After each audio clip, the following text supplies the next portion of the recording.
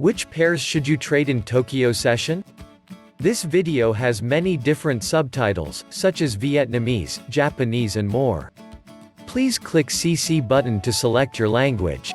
Click the notification bell, and don't forget to check the description below for more information. The opening of the Tokyo session at 12 a.m. Greenwich Mean Time marks the start of the Asian session. You should take note that the Tokyo session is sometimes referred to as the Asian session because Tokyo is the financial capital of Asia.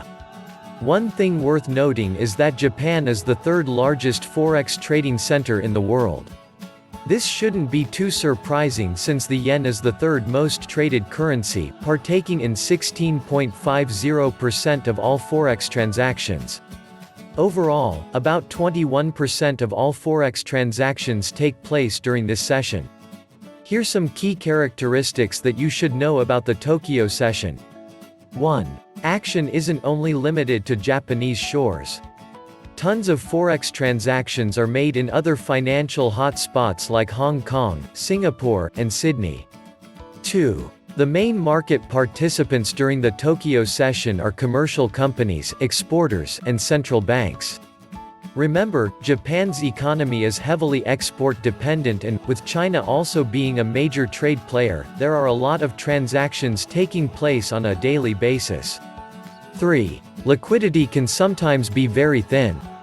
There will be times when trading during this period will be like fishing, you might have to wait a long time before getting a nibble.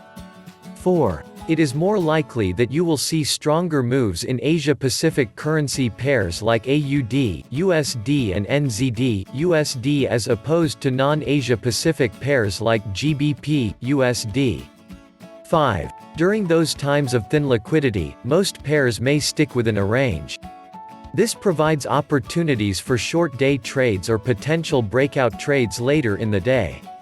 6. Most of the action takes place early in the session when more economic data is released. 7. Moves in the Tokyo session could set the tone for the rest of the day.